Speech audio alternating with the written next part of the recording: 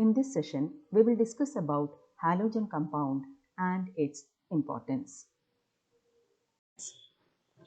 Halogen compounds are important because they can be used for the synthesis of highly versatile organometallic compounds like Grignard reagent and diaryl lithium.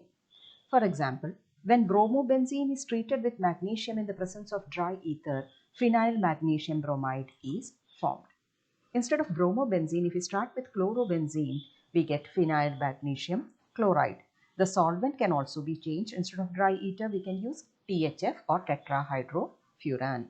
Similarly, when the chlorobenzene or bromobenzene is treated with lithium in the presence of dry ether, phenyl lithium is formed. Halogen compounds are also used in the synthesis of alkanes, alkyl arenes, and diaryl.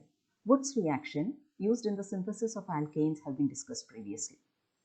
Wood's Fittig reaction involves the reaction of an aryl halide with an alkyl halide in the presence of sodium in dry ether solution.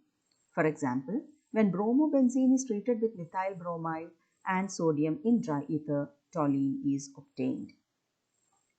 When an aryl halide is heated with sodium or with another aryl halide and sodium in dry ether solution, diaryls are obtained. For example, bromobenzene and sodium will react in the presence of dry ether to form diphenyl. This reaction is called as Fittig reaction. On the other hand, Ullmann reaction involves the reaction of iodobenzene with copper powder in a sealed tube, leading to the synthesis of the corresponding diaryl. For example, when diiodobenzene is treated with copper, diphenyl is obtained. Halogenated hydrocarbons like chloroform, iodoform, halothane, freon 12, carbon tetrachloride, etc. have found applications in different fields. For example, chloroform or trichloromethane is a general anesthetic of historical importance.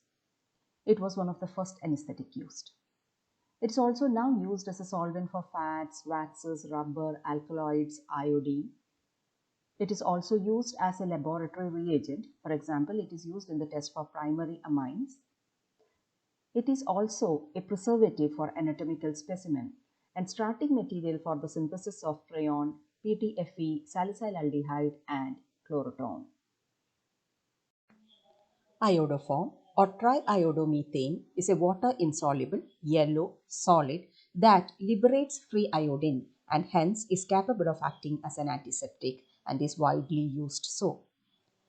The iodoform reaction is also used to identify methyl ketone in the laboratory. Halothane or 1-bromo-1-chloro-2,2,2-trifluoroethane is a non-inflammable inhalative anesthetic of very low toxicity. However, it is now being replaced by better anesthetics with fewer side effects like isoflurane and sevoflurane. Freon 12 or dichloro-difluoromethane is an extremely stable, unreactive, non-toxic, non-corrosive, easily liquefiable gas. Because of these properties, it was identified as an excellent refrigerant and used widely as a refrigerant in refrigerators and air conditioners. It is also used as a propellant in aerosol, in sprays of pesticides and perfume. Later, it was observed that it is capable of initiating a radical chain reaction that leads to the destruction of the atmospheric ozone layer. Hence, it is now being replaced. Carbon tetrachloride is widely used as a solvent for fats, waxes, rubber, alkaloid, iodine, etc. Previously, it was also used as a fire extinguisher under the common name pyrene. However, now it is being replaced by better chemicals. It is also used as a degreasing agent in dry cleaning and a spot remover.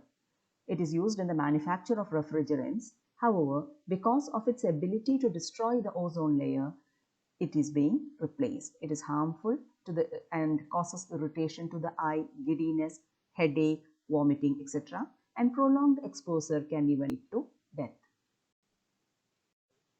With this, we come to the end of the session. Thank you.